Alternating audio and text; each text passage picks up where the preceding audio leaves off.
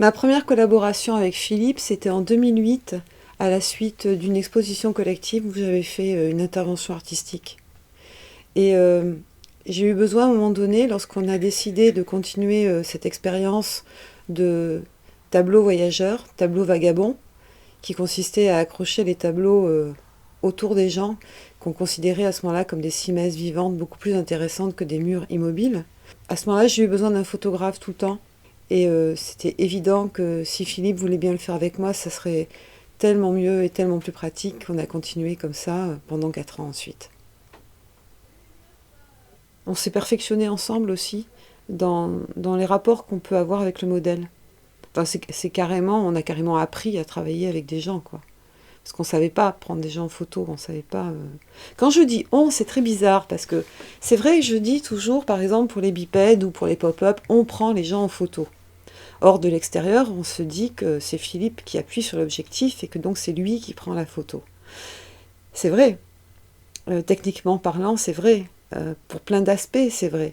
Mais c'est vrai que ces photos, on les conçoit ensemble et que ces photos existent parce qu'on est là tous les deux et que tous les deux, on a notre mot à dire sur le résultat final.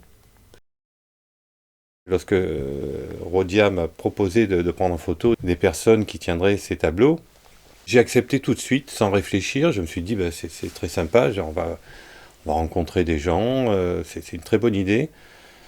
Ça a été pour moi un peu comme des gammes, c'est-à-dire que ben, on a beaucoup appris, et surtout au niveau du relationnel. C'est-à-dire que bon, tout ce qui est technique, ça on peut l'apprendre à condition de travailler, mais le relationnel, c'est quelque chose qui psychologiquement était plus difficile pour moi, et en fait, c'est à force de rencontres que j'ai pu me libérer de cette timidité.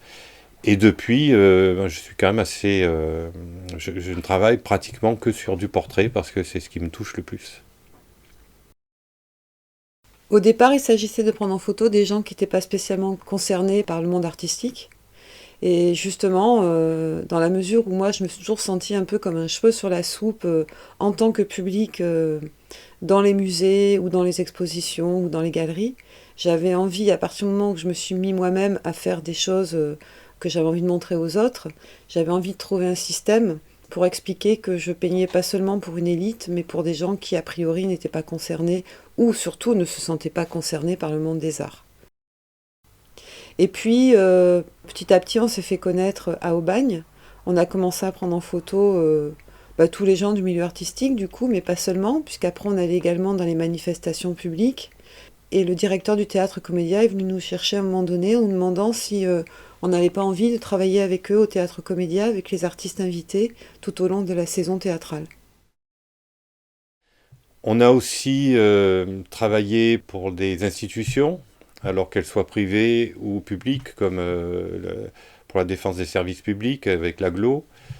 C'était là aussi très intéressant on a travaillé avec tous les services publics, notamment les hôpitaux, la police municipale, les cantonniers, un peu toutes sortes de personnes qui travaillent pour la municipalité.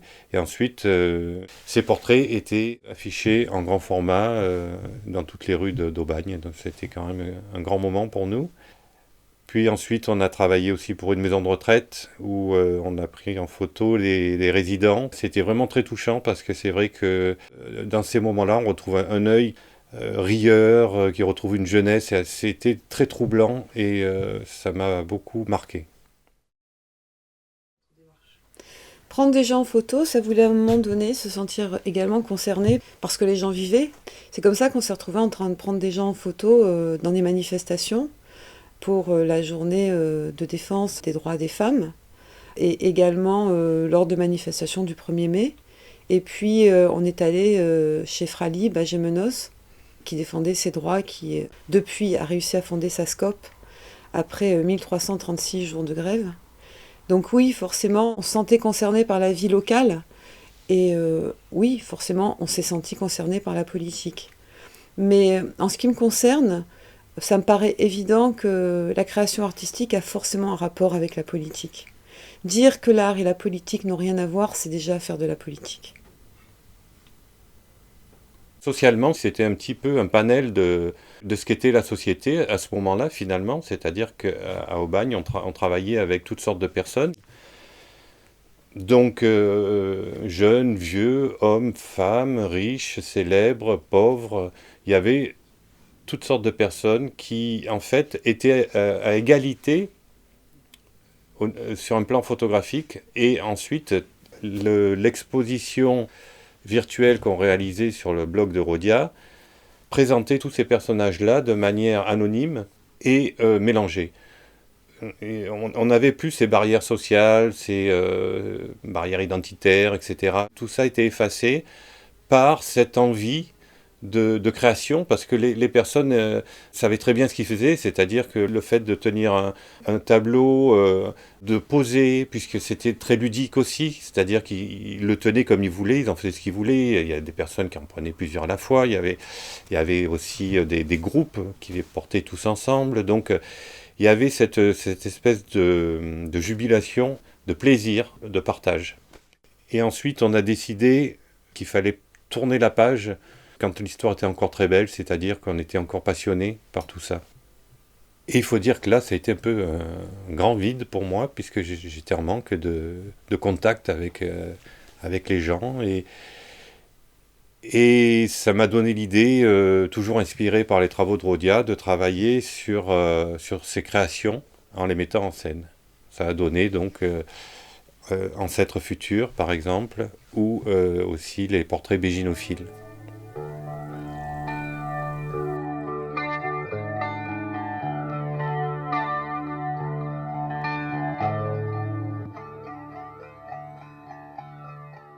Donc, entre deux collaborations avec Rodia, j'en ai profité pour utiliser son travail. J'ai réalisé des séries de portraits béginophiles qui mélangent des personnes avec les traits de pinceau de Rodia. Donc, pour ce faire, j'ai pris en portrait assez serré des personnes.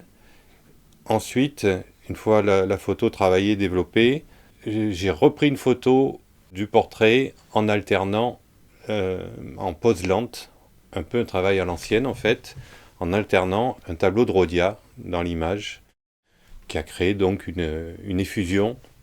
Plutôt que de passer par un logiciel, j'aimais bien cette idée d'alchimie et de hasard quelque part qui peut amener un plus. Donc c'est un peu long pour trouver la bonne image, mais c'est très intéressant de la voir évoluer aussi. Je me souviens du jour où on a enfin réussi à trouver le nom, l'autre nom des portraits béginophiles, c'est-à-dire effusion. On a cherché longtemps, et puis finalement le terme d'effusion, de fusion, et en même temps cet enthousiasme qu'on a à travailler ensemble, s'est concrétisé par le titre. J'étais impliquée, mais indirectement, moins directement qu'avec les pop-up ou qu'avec les supports mobiles bipèdes et sympathiques, puisque mon travail était déjà terminé quand Philippe s'en est occupé. Donc je me suis sentie impliquée, mais avec un décalage dans le temps.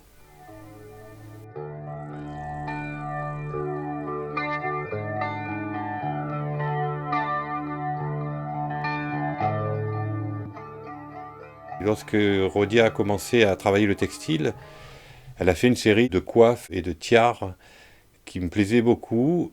Et en fait, elle m'a demandé de les prendre en photo.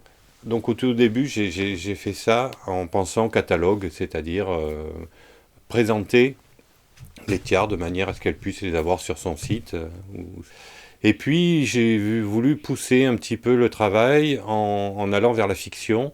Et là, j'ai créé finalement des personnages, donc à travers des portraits de personnes qui portaient ces coiffes, mais dans un espace-temps indéfini, et tout en me rapprochant des premiers portraits du siècle dernier, où à l'époque, c'était très important, évidemment, pour la personne qui était prise en photo.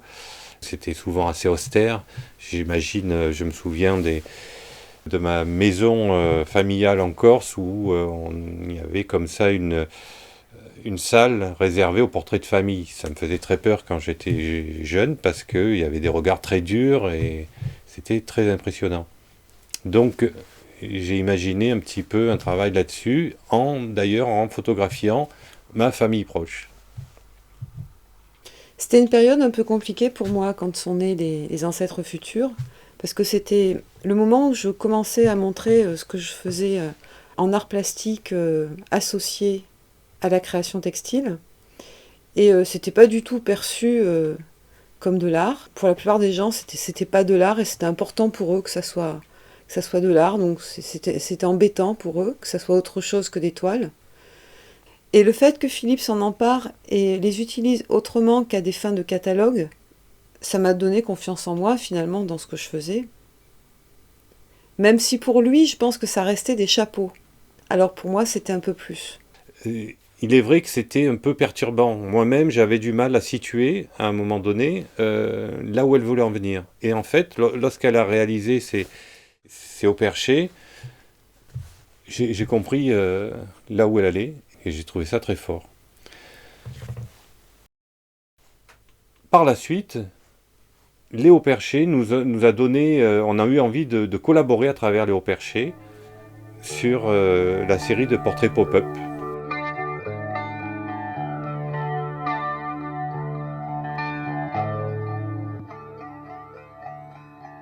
On avait récupéré un écran déformant aux Emmaüs. Cet écran m'interpellait beaucoup et j'ai pensé qu'on pouvait, à travers les pop-up, l'utiliser puisque ça parlait des portraits de personnes autour de l'image, qui travaillent autour de l'image. Donc cet écran permettait d'avoir déjà une image dans l'image qui était déformée puisque de toute façon, lorsque l'on crée, à l'arrivée, ce que les gens vont voir est forcément déformé par rapport à ce qu'on avait envie de donner au départ. Et même ce qu'on donne à l'arrivée n'est pas forcément ce qu'on avait prévu au départ, donc tout est déformé. Ensuite, portrait pop-up, on a cet espace, cette image dans l'image, de toute façon, de par le fait. Là, c'était de s'approprier l'idée du pop-up en rajoutant l'image sur l'image, c'est-à-dire qu'en fait, les lianes de Rhodia, avec ses inscriptions et ses dessins de personnages, sont censés aussi représenter les affres de la création. Lorsqu'on commence à imaginer des choses, on a des bribes de mots, des bribes d'histoires, des fragments de personnages comme ça qui se mettent en place. Et tout ça est un peu justement derrière nous et arrive pour nous enlacer finalement de manière à ce qu'on arrive à rentrer dans l'histoire. Et là, l'idée du pop-up, c'est un peu ça. Les personnes sont derrière, sont déformées derrière cet écran et ils vivent comme ça un instant qui est censé représenter ce moment-là. C'est-à-dire tous ces moments de doute, ces moments de fatigue intellectuelle, ces moments où on a envie de tout laisser tomber, mais en même temps on ne peut pas, et où plein de choses nous parasitent en même temps. Donc c'est le moment avant l'aboutissement. Il y a beaucoup d'étapes pour les pop-up. Il y a l'étape de la création des lianes elles-mêmes, en couleur ou en noir et blanc, peu importe, même si à la fin elles se retrouvent en noir et blanc. Il y a la mise en place, c'est-à-dire quand on arrive quelque part et qu'on installe notre studio ambulant, il y a une mise en place qui n'est pas faite seulement d'un point de vue technique. Les lianes que l'on met derrière, on ne les met pas n'importe comment, on peut les transformer en cours de prise de vue. Et puis, évidemment, il y a la prise de vue par Philippe.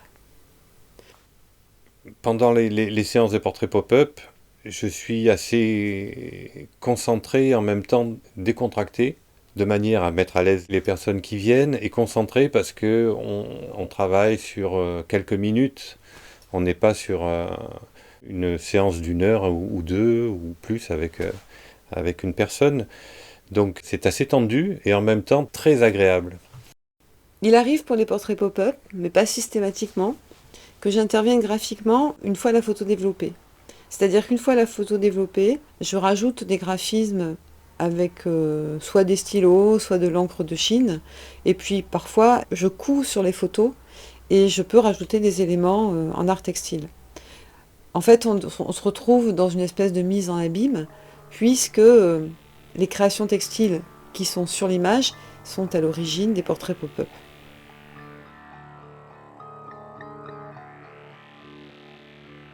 Est-ce que tu imagines, Rhodia, un travail commun toujours dans 10 ans, 15 ans? Évidemment. Évidemment, mais s'il n'y en a pas, ça m'étonnerait beaucoup, mais s'il n'y en a pas, c'est pas grave. L'important, c'est qu'on continue à faire des choses.